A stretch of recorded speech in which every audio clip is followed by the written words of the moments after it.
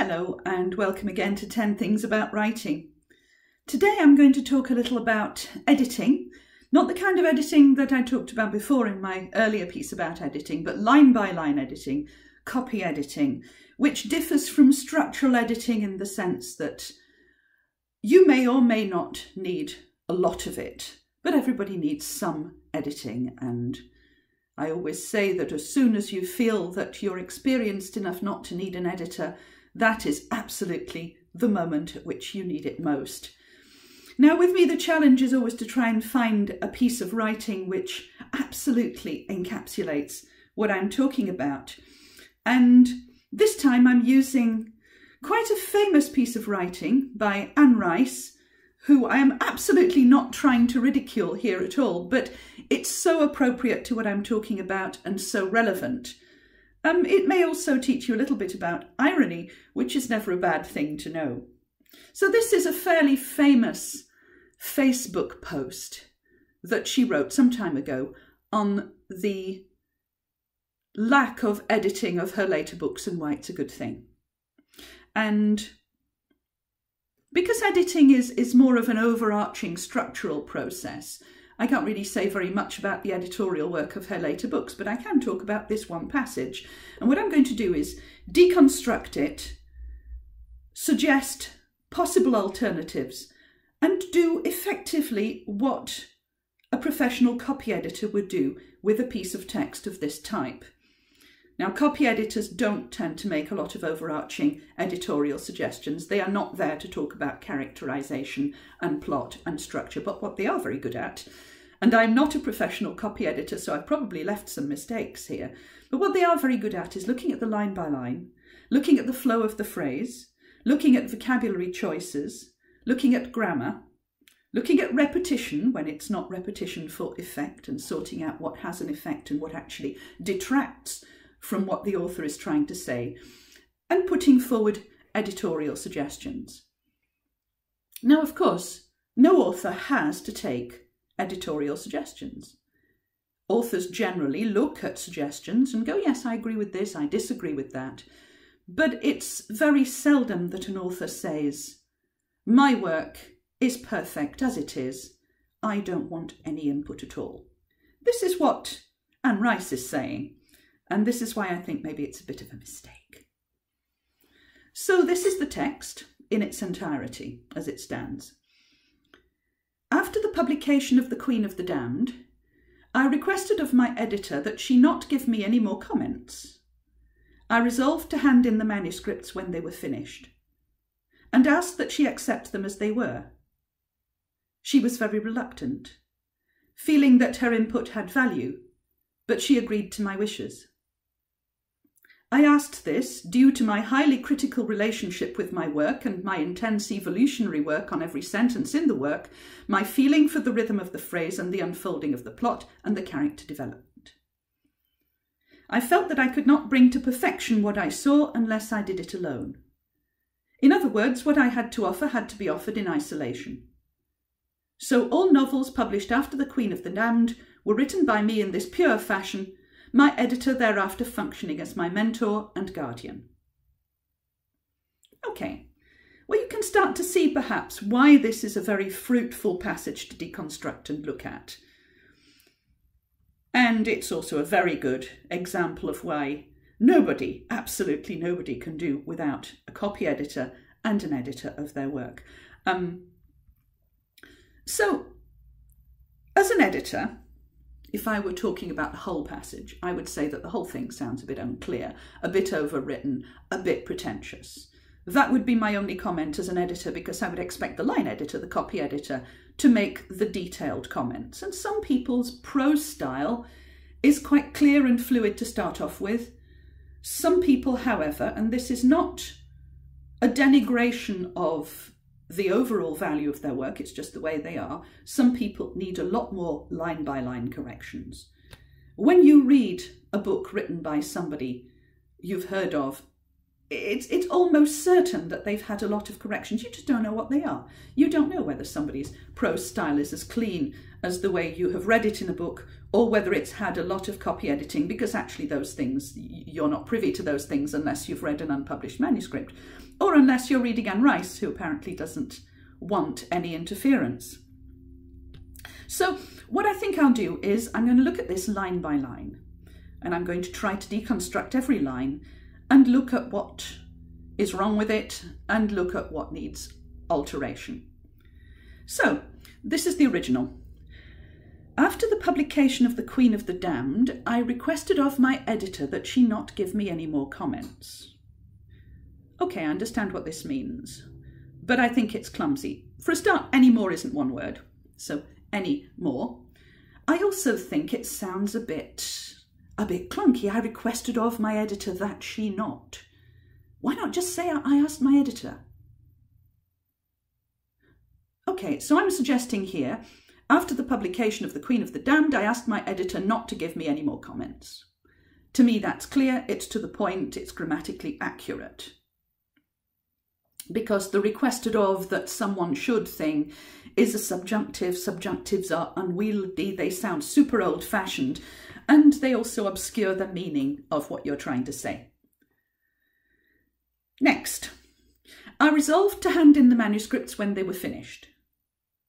Again, this sounds a bit old-fashioned. I mean, maybe this is Anne Rice's personal style, but it's also an obscure and obtrusive style when you're trying to get a clear message across, which presumably in this statement she is. The manuscripts aren't homework. Handing them in sounds a bit strange. I would suggest a different choice of word. I'm suggesting I told her to accept my manuscripts exactly as I submitted them, rather than I resolved to hand in, because actually she's already made a decision. It's not just a resolution. She's actually said that that's what she's going to do. And asked that she accept them as they were. I would say, why have you started that sentence with an and? Sometimes it's okay to start a sentence with and for effect, but here it just sounds like you don't know how to punctuate. So I would just say either. Use a comma to separate two clauses, so I resolved to hand in the manuscripts, or I told her to accept my manuscripts exactly as I submitted them, comma, and asked that she accept them as they were, which would be better and more grammatical. Or if you are going to use two sentences, just go, I asked her to accept them as they were, rather than asked that she accept them as they were, because then again that at is absolutely unnecessary, gets in the way of the flow of the phrase, and we are thinking all the time, hopefully, about the rhythm and the flow of the phrase and how it comes across. So less is more when you're trying to get a point across. Also, I would say in passing that this sentence is just basically a repetition of the previous one. If the previous one is, I told her to accept my manuscripts exactly as I submitted them, and the second one is, I asked her to accept them as they were, those things mean absolutely exactly the same thing. So you could actually do without one of them. So yeah, I would just cut that altogether, personally, because it makes it sound clearer, it gets the message across.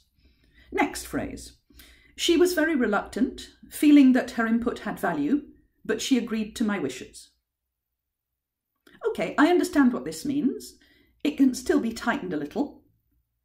I would suggest she was very reluctant to do this, because actually reluctant has to have some sort of verb after it, reluctant to do something.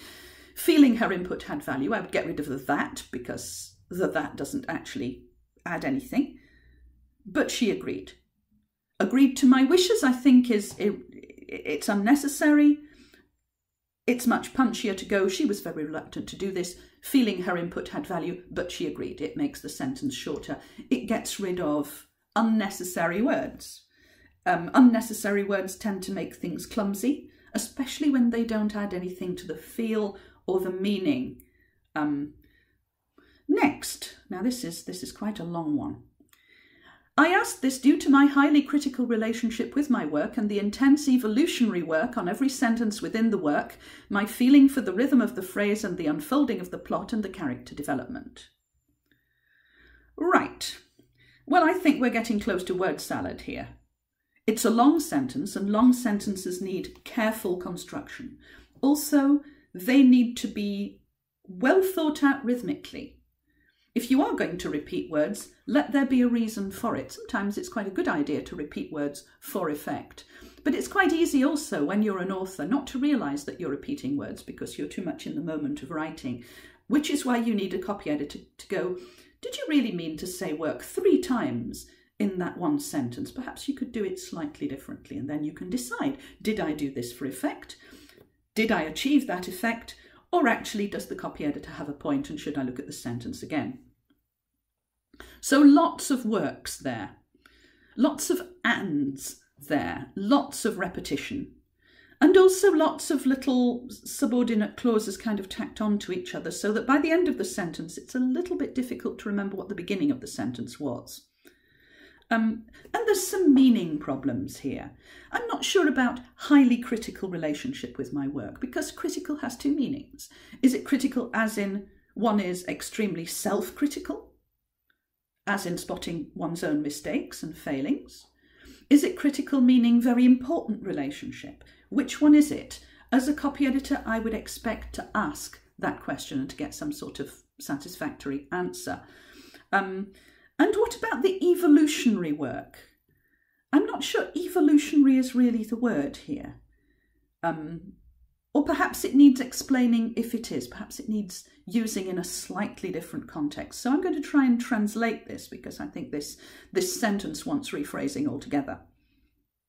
I would look at the meaning of it, and then my suggestion would be something like, I asked this because it's important to me to maintain complete control over the rhythm of the phrases and the way my work evolves. I think that kind of gets the rhythmic side of things, the evolutionary side of things, the fact that it's critical as in important, the fact that control over the text is important, and it's not word salad, and it's shorter, and it's easier to understand. I'm not sure any of the rest is really necessary. I think it just obscures the meaning, and that's not what you want a reader to feel, whatever you're writing. Next, I felt that I could not bring to perfection what I saw unless I did it alone. We've got another that there, which I don't think we need. I felt I could is perfectly fine, perfectly grammatical. That's tend to slow things down, and we've had a lot of them so far. I think getting rid of them is fine. So, bring to perfection what I saw. I'm not sure it's entirely clear what we're talking about here. I mean, I understand what she means, but I don't think the sentence makes it clear. And the sentence sounds clumsy because of it. So I would suggest, I felt I needed to work alone to achieve my vision. Presumably the vision is the thing that she's seeing. It sounds better. It's easier for the reader to understand. Next, in other words, what I had to offer had to be offered in isolation. Okay, when you say in other words, what you really want to do is to repeat what you've just said. I would suggest that if you feel the need to say something in other words, then perhaps there was something wrong with the words you used in the first place and you should go back to them and change them. Because saying something twice just slows things down, is unnecessary if you said it clearly the first time. It's also a clumsy, long sentence. What I had to offer had to be offered. Oh, we don't need that many offers. We don't need that many hads. I think all we really need is, if we need a sentence at all, is, I needed to work alone. But having said that before, do we really need to say it again? Probably not. That could be cut altogether and it wouldn't take anything away from the meaning of the text. So going on, next. So all novels published after The Queen of the Damned were written by me in this pure fashion, my editor thereafter functioning as my mentor and guardian. Okay, this too is quite wordy. It's quite unnecessarily long. And it's also not entirely clear. I sort of get what she means, But I'm not sure what the mentor and guardian thing is supposed to mean. I mean, in this context, given that mentor literally means advisor, and the whole point of the piece is that she's refusing advice, I'm not sure that's the word she's looking for. As a copy editor, I would say, well, perhaps think of another one. So maybe something just like, I still consider my ex-editor a friend. If you want to see all this in writing, if it's a bit too much for you on screen, go to my Tumblr. That's Joanne Chocolat at Tumblr. And it's all written down there for you to have a look in detail, and maybe you'll find some stuff of your own. Till next time, thank you. Bye-bye.